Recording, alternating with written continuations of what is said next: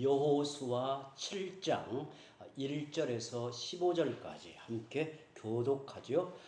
이스라엘 자손들이 온전히 바친 물건으로 말미암아 범죄하였으니 이는 유다 지파 세라의 증손 삽디의 손자 갈미의 아들 아간이 온전히 바친 물건을 가졌음이라. 여호와께서 이스라엘 자손들에게 진노하시느니라. 여호수아가 여리고에서 사람을 베델 동쪽 베다인 곁에 있는 아이로 보내며 그들에게 말하여 이르되 올라가서 그 땅을 정탐하라 하니 그 사람들이 올라가서 아이를 정탐하고 여호수아에게로 돌아와 그에게 이르되 백성을 다 올라가게 하지 말고 2-3천 명만 올라가서 아이를 치게 하소서. 그들은 소수이니 모든 백성을 그리로 보내어 수고롭게 하지 마소서 하므로 백성 중 3,000명쯤 그리로 올라갔다가 아이 사람 앞에서 도망하니 아이 사람이 그들을 36명쯤 쳐 죽이고 성문 앞에서부터 스바림까지 쫓아가 내려가는 비탈에서 쳤으므로 백성의 마음이 녹아 물같이 된지라. 여호수아가 옷을 찢고 이스라엘 장로들과 함께 여호와의 앞에 엎드리고 머리에 티끌을 뒤집어 쓰고 저물도록 있다가 이르되 슬프도소이다. 주 여호와여, 어찌하여 이 백성을 인도하여 요단을 건너게 하시고 우리를 아모리 사람의 손에 넘겨 멸망시키려 하셨나이까. 우리가 요단 저쪽을 만족하게 여겨 거주하였다면 좋을 뻔하였나이다. 주여, 이스라엘이 그의 원수들 앞에서 돌아섰으니 내가 무슨 말을 하오리까. 가나안 사람과 이 땅의 모든 사람들이 듣고 우리를 둘러싸고 우리 이름을 세상에서 끊으리니 주의 크신 이름을 위하여 어떻게 하시려 하나이까 하니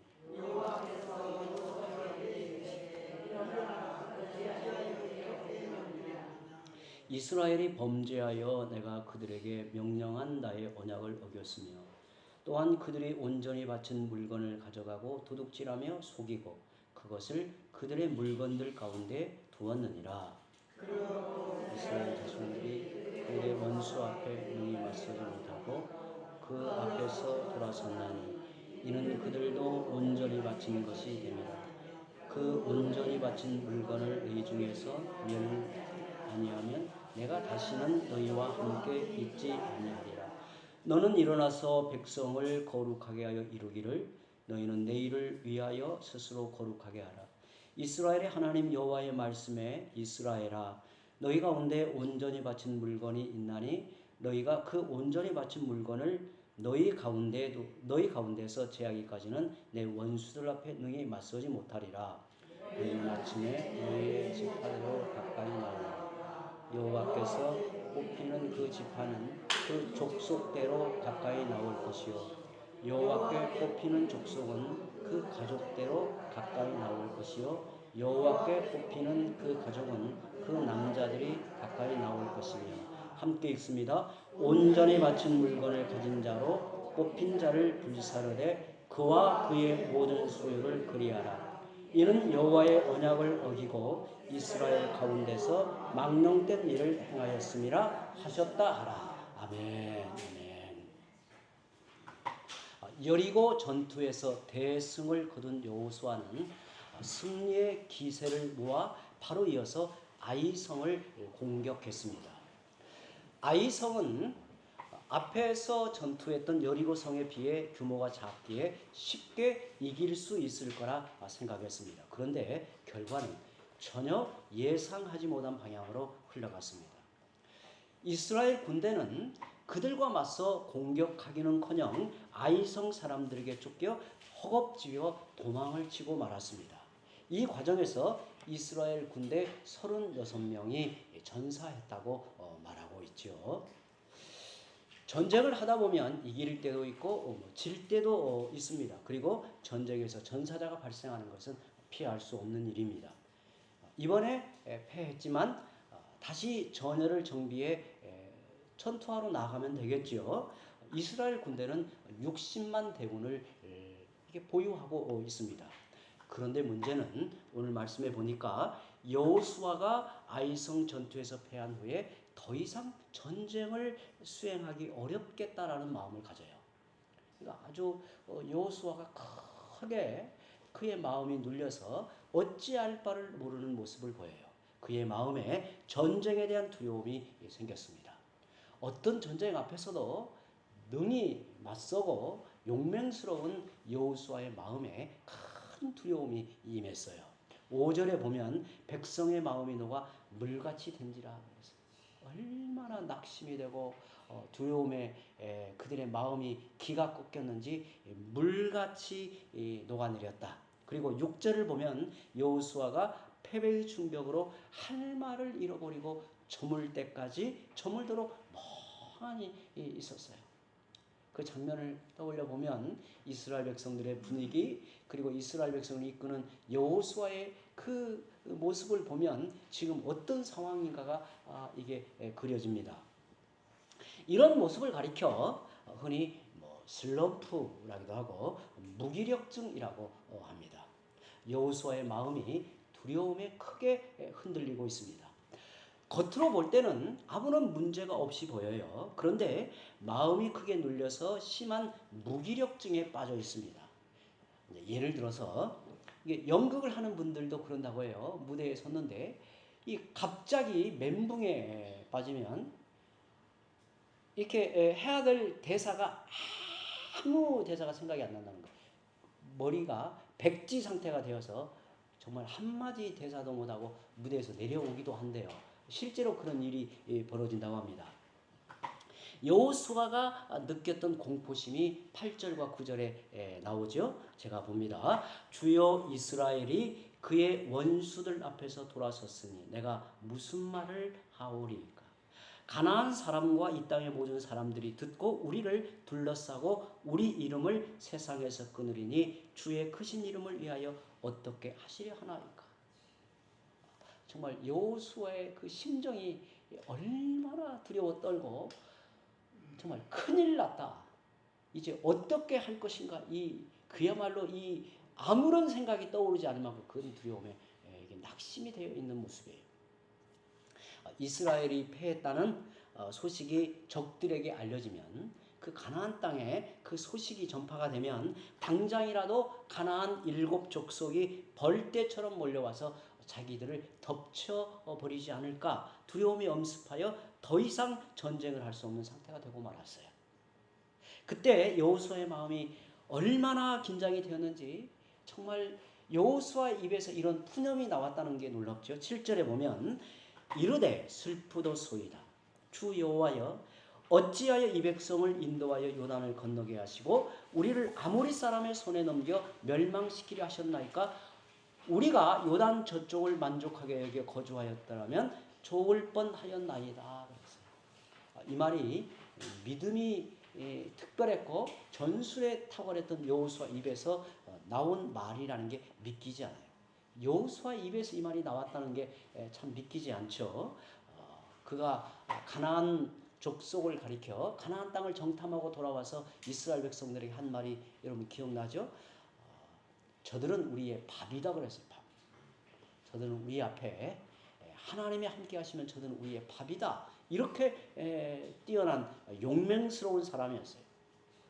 그는 하나님이 큰 일을 이루실 것이라 선포하면서 이스라엘 백성을 이끌고 요단을 건넜습니다. 여리고 전투에서 크게 승리하고 그에겐 자신감이 넘쳤어요. 그런데 지금 하는 말이 차라리 요단을 건너지 않고 요단 동편에서 만족하고 살았으면 좋았을 것이라고 합니다. 이 말은 지금 여호수아의 심정이 어느 정도였는가를 우리가 가늠해 보게 되는 거예요. 우리가 그러죠. 이게 도저히 저 사람 입에서는 나올 수 없는 말을 지금 쏟아내는 거예요. 여기서 우리는 인간의 자신감이 얼마나 부질없는가를 볼 수 있습니다. 인간의 자신감이라고 하는 게 사실 이게 부질없는 거라는 걸 보여줘요. 사업이 잘 되기 때문에 자신감이 있고 돈이 있기 때문에 자신감이 있고 성공한 경험이 있기 때문에 자신만만해 합니다. 하지만 이런 것들은 지금 당장이라도 무너질 수 있어요. 그러니 돈이 있고 능력이 많고 일이 잘 된다 해서 기도하지 않고도 할 수 있다고 자신만만해 하는 것처럼 어리석은 인생이 없어요. 우리는 잘 되면 잘 될수록 더 하나님께 은혜를 구하고 겸손히 엎드리고, 돈이 많아지면 많아질수록 사실은 위험이 뭐예요? 돈 때문에 망하는 거잖아요, 보통. 그러면 이제 더 겸손하고 은혜 앞에 엎드리는 자가 돼야 되는데, 그리고 이 성공의 노하우가 생길수록 다 겸손해야 이게 3대, 4대 이어가는 이 형통함이 있는데, 이게 사람은 그럴 때 자만심이 생기고 기도하지 않고도 할 수 있다라는 생각을 갖게 돼요. 어느 누구도 모든 인생은 실패와 슬럼프에서 자유로울 수 없습니다. 저도 마찬가지고, 저도 목회하다 보면요, 지난 시간에 가만히 생각해 보면, 내가 이 목회를 감당할 수 있을까? 나도 모르는 내 안에 슬럼프가 한동안 매우 힘들게 할 때가 있어요. 참 부끄러운 이야기지만 어떤 때는 이번 주일 누가 설교를 한 번만 해줬으면 좋겠다라는 마음이 막 너무 간절할 때가 있어요. 근데 이게 매주 그러면 이제 큰일 나겠지만, 이게 이제 목회를 하다가도 뭐 문제가 특별히 없는 듯해도 이렇게 깊은 이게 슬럼프에 빠지기도 해요. 근데 모든 사람이 그래요. 내게 주어진 일 기쁘고 힘있게 감당하다가도 어디로 도망가고 싶고 다 그냥 내려놓고 싶고 이런 마음이 든단 말이죠. 내가 싫어한다고 겪지 않거나 나를 비껴가지 않아요.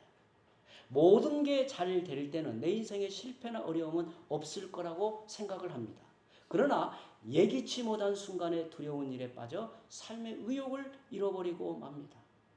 때로 정말 사소한 문제가 삶을 송두리째 흔들어 놓기도 해요. 우리가 슬럼프에 빠지지 않는 방법을 아는 것은 중요합니다. 하지만 슬럼프에 빠질 때 어떻게 극복할 수 있는가, 이것도 중요해요. 슬럼프를 극복하기 위해서는 제일 중요한 것은 문제에 대한 정확한 진단을 내리는 거예요. 대부분 실패는 문제를 잘 진단하는 것만으로 거의 회복이 된다고 합니다. 아무리 좋은 처방이라도 진단 자체가 잘못되면 아무런 소용이 없습니다. 이제 이 아이성 전투를 다각도로 한번 진단해 보죠. 왜 아이성 전투에서 이렇게 처절하게 패하였는가? 우리가 그 가나안 정복 이 전쟁에서 그야말로 이스라엘 백성들이 경험했던 처절한 패배가 여기에 있거든요. 우리가 보면요, 여호수아서 전체에서 이 7장과 8장에 걸쳐서 이 아이성 전투에 대해서 말하거든요. 왜 이렇게 길게 이야기할까? 의도가 있지 않겠어요? 우리가 이제 진단을 해 보는 겁니다. 여호수아의 실패 원인은 1차적으로 전술면의 실패였습니다. 여호수아는 아이성을 공격하기 전에 정탐꾼을 보내어 정보를 수집하도록 했어요. 정탐꾼은 돌아와서 2~3천 명만 보내도 점령이 가능하다고 보고를 합니다. 그래서 여호수아는 그들이 말한 대로 3천 명을 보냈습니다. 그런데 정탐꾼의 정보에 문제가 있었어요. 아이성에 살고 있는 이 족속의 수가 여호수아 8장 25절에 보면 12,000명 정도 되었다고 합니다. 그래서 적어도 그 중에 싸울 수 있는 숫자가 5,000명은 좋게 된다고 보는 겁니다. 더구나 아이성은 성벽이 높게 쌓인 요새의 이 성이었어요. 그러면 성을 공격하는 편에서 본다면 위쪽에서 방어하는 군대에 비해 적어도 3배에서 5배가 되어야 이게 승산이 있는 겁니다. 여호수아가 정탐꾼의 말만 듣고 3,000명을 올려보낸 것은 1차적으로 전술의 실패였습니다. 그런데 중요하게 보아야 할 점은 이런 실수가 여리고 전투의 승리로 인한 자만심에서 비롯되었다는 거예요. 3절을 보죠. 제가 읽습니다. 여호수아에게로 돌아와 그에게 이르되 백성을 다 올라가게 하지 말고 2~3천 명만 올라가서 아이를 치게 하소서. 그들은 소수이니 모든 백성을 그리로 보내어 수고롭게 하지 마소서. 정탐꾼이 하는 이야기를 가만히 들여다보면 이게 거만함이 느껴져요. 마치 자기들이 여리고성 전투에서 뛰어나고 특별하여 크게 승리한 것으로 생각하여 자만심이 묻어나는 것을 보아요. 이 말을 가만히 보면 왠지 자기들이 잘하고 능력이 뛰어나서 이래야 했으니 계산해 볼 때 이 정도면 충분할 것 같습니다. 이렇게 이제 보고를 한 거예요. 이스라엘 백성이 얼마나 판단력이 흐려졌는지 정탐꾼의 보고를 보면 알 수 있습니다. 3절 뒷부분에 보면 그들은 소수이니 수고롭게 하지 마소서. 지금 여러분 우리가 이제 앞에서 보았듯이 가나안 정복 전쟁은 기본적으로 그 성격이 영적 싸움이잖아요. 그리고 하나님이 주도하시는 싸움이고 하나님이 그들과 함께 하시고 그들을 이끌고 나아가시는 싸움의 성격에서 인간이 주도하는 성격으로 가는 순간에 철저히 무너지고 마는데 그들의 이 판단력을 보게 돼요. 교만한 마음은 사람의 눈을 어둡게 하고 판단력을 흐리게 합니다. 아이성은 여리고성에 비하면 작은 성이 맞습니다. 그렇지만 그들의 수가 12,000명이었다는 거예요. 그런데 2-3,000명으로 이길 수 있다고 생각하는 게 이상한 일입니다. 그것은 눈이 가려져 판단력을 상실한 것입니다. 우리 마음에 교만과 자만심이 일어나는 순간 눈이 가려지고 판단력을 상실합니다. 정말 우리가 이건 우리 마음에 깊이 새기고 늘 조심해야 돼요. 저도 뭐 짧은 시간은 아니죠. 지금 이렇게 목회 여정을 돌아보면요, 하나님께서 한번 이렇게 툭 건드리시고 밀쳐내면 정말 그렇게 뛰어난 사람도요 한순간에 그냥 나락으로 떨어지고 말아요. 우리 한국 교회에 책도 굉장히 많이 쓰고 제가 그분 이름을 말하면 다 이제 금방 알아차리니까 이름을 말하겠습니다. 그분이 뭐 쓴 책이 거의 한 50여 권 됩니다. 저도 그분의 책을 초창기에 많이 읽었어요. 많이 읽고 굉장히 도움을 많이 받았어요. 그리고 그분이 설교를 하면 설교하는데 유명한 게 설교가 길 때는 2시간 설교를 합니다. 2시간. 성도들이 2시간 동안에 화장실에 가는 것도 싫어했다고 그래요. 다 앉아있어요. 설교하면 많이 울고. 정말 대단. 그리고 외부 사역도 굉장히 유능하게 돼요. 근데 어느 순간에 제 마음에 이상하게 이게 뭔가 이렇게 거북스러움이 자꾸 느껴지더라고요. 거북스러움이. 그런데 어느 날 천길남 떨어졌어요. 사라졌어요. 어느 날 사라졌어요.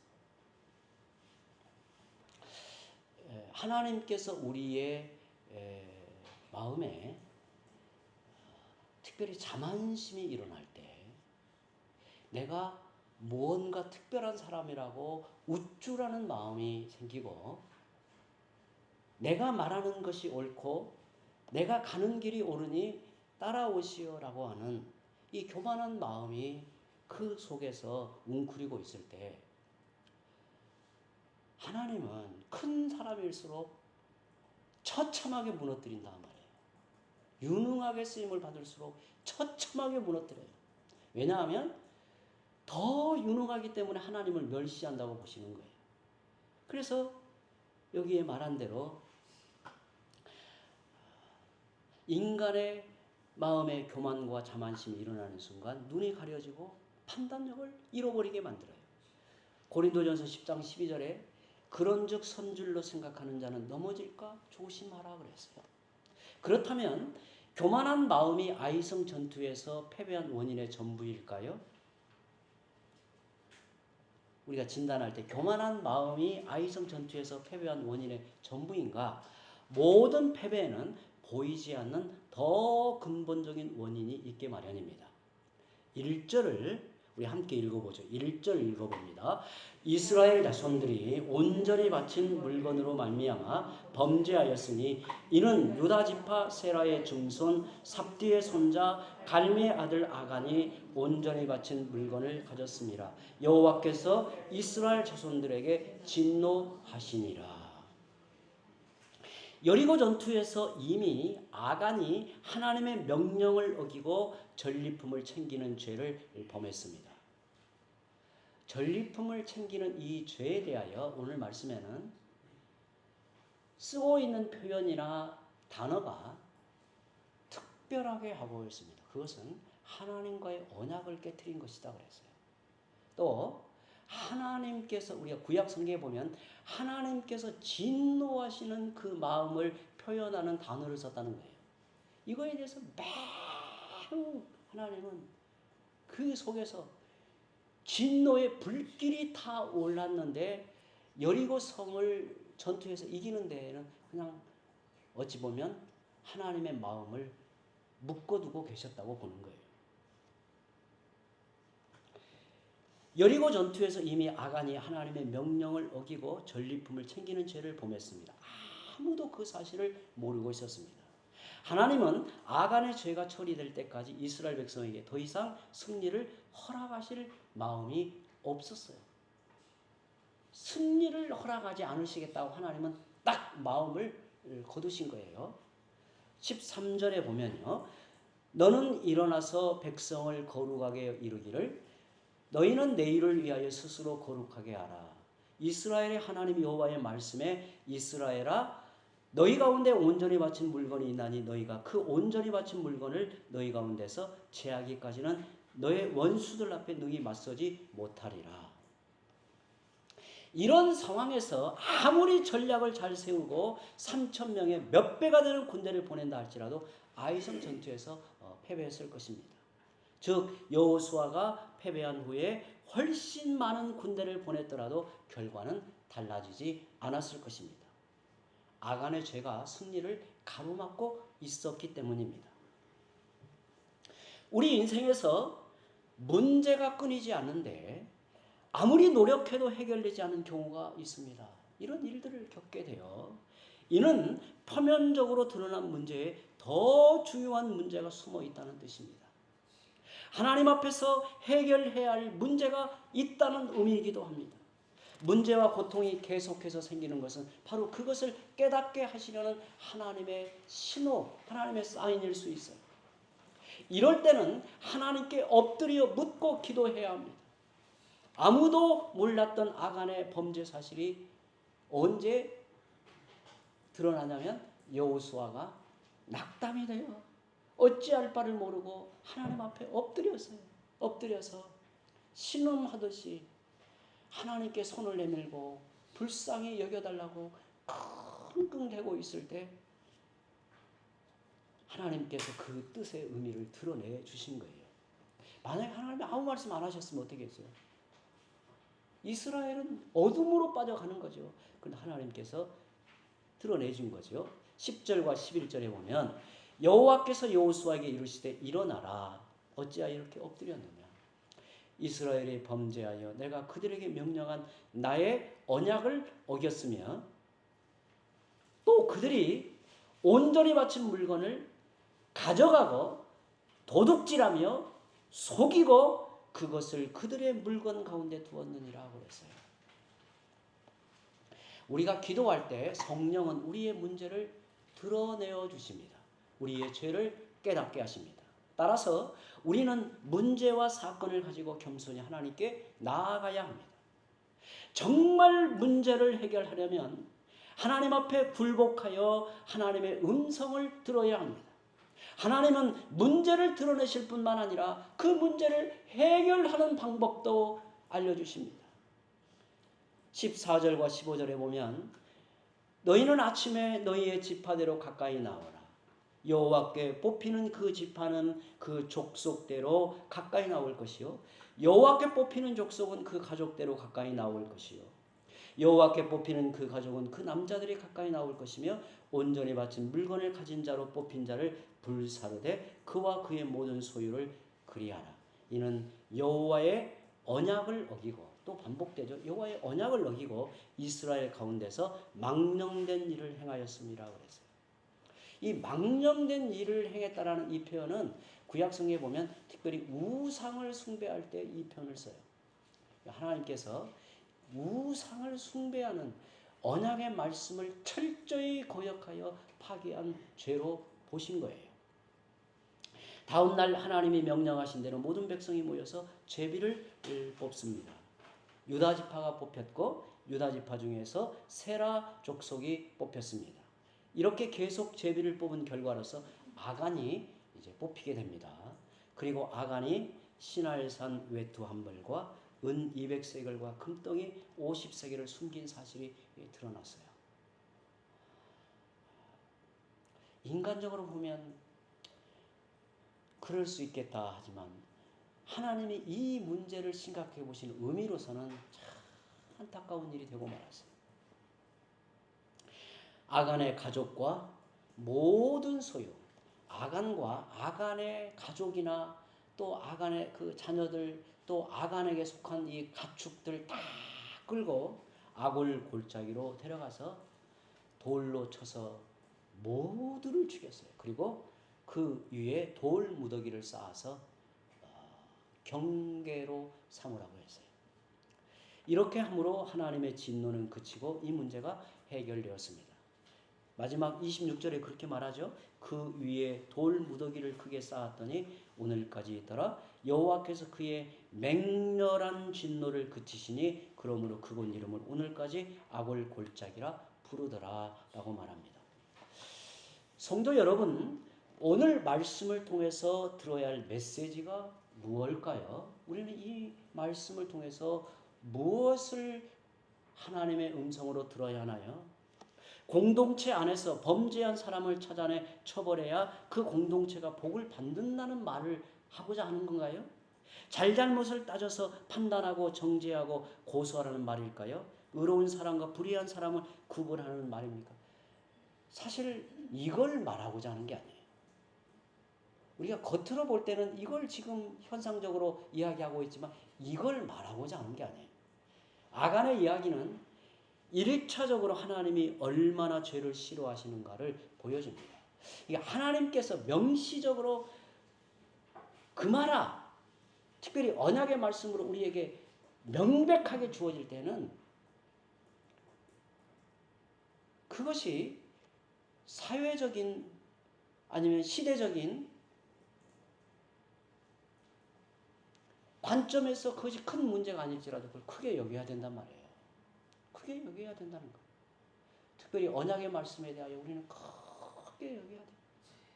그걸 내 삶의 지침, 내 삶의 표대, 우리 영혼의 양식으로 늘 삼고 그 언약 백성의 본분을 힘써 지켜야 돼요. 이러한 삶이 하나님은 귀하게 보신단 말이에요. 죄가 우리 인생과 공동체 안에 영적인 흐름을 막고 하나님의 축복의 통로를 막는다는 것을 보여주고 있습니다.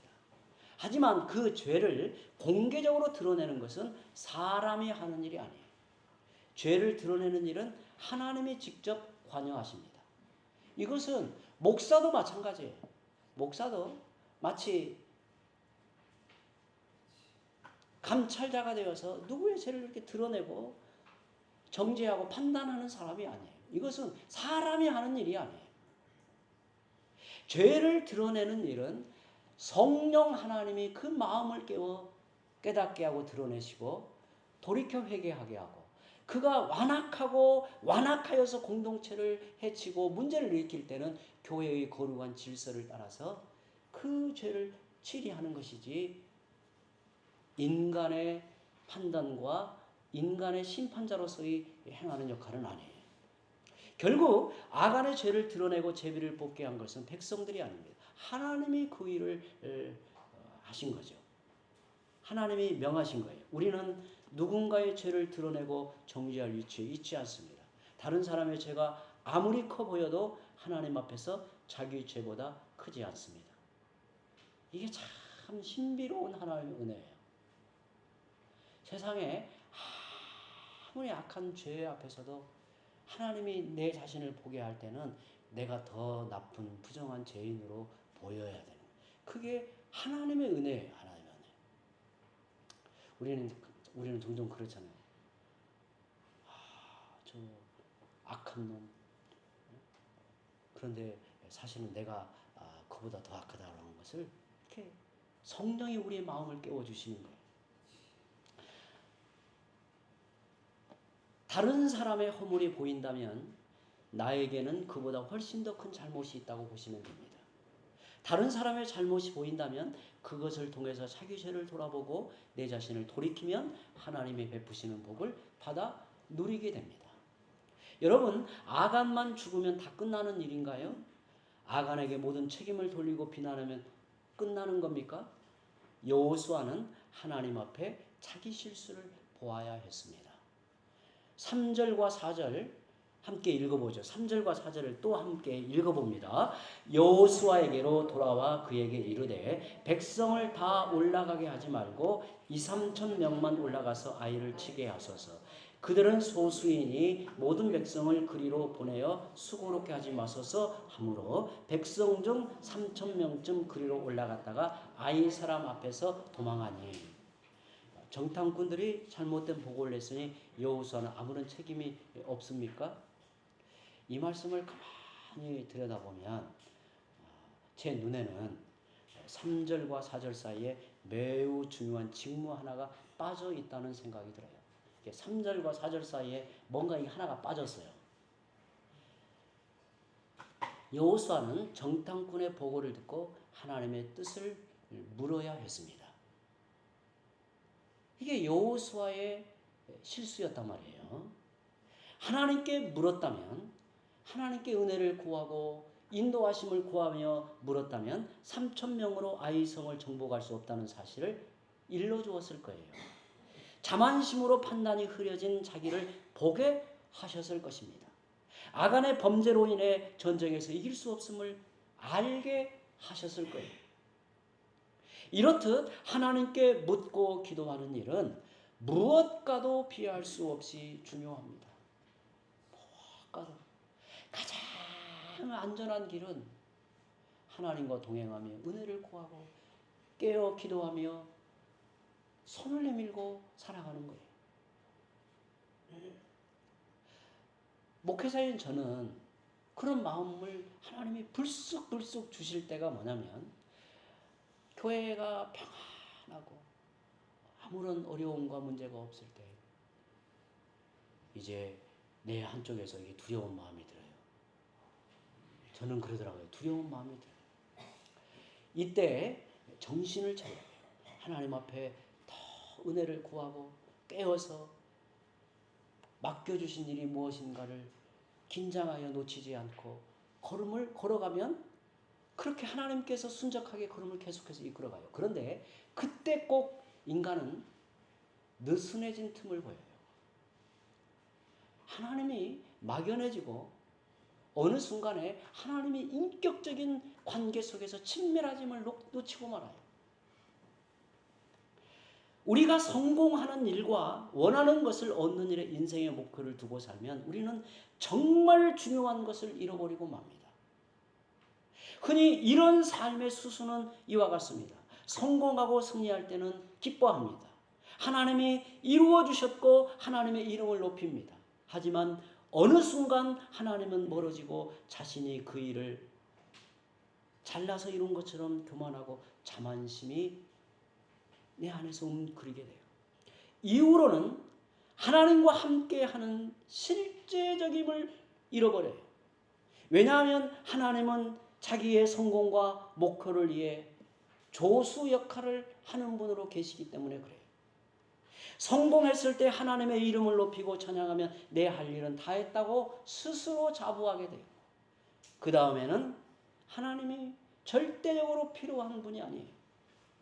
여러분, 우리의 목표는 신자의 삶의 본질은 하나님이 내 인생의 주님이요 나를 주도하시는 분이 되어야 합니다. 우리가 바라는 것이 이루어질 때 하나님 앞에 더욱 무릎을 꿇어야 합니다. 여호수아는 아이성 전투의 실패를 통해서 이런 사실을 제대로 깨닫게 돼요. 그는 영적인 사람이고 뛰어난 지도자였기 때문에 아이성 전투의 뼈저린 이 역사의 교훈이 이후에 가나안 정복 전쟁에서 아주 중요하게 자리 잡아요. 그 다음 전투부터 철저하게 하나님을 의지함으로 모든 전쟁을 승리로 이끌어갑니다. 아이성 전투는 가나안 정복 전쟁에서 처음이자 마지막으로 대패한 전투입니다. 하나님을 우리 인생의 왕과 주인으로 섬기며 사는 것이 진정한 승리의 삶입니다. 이제 함께 기도합니다.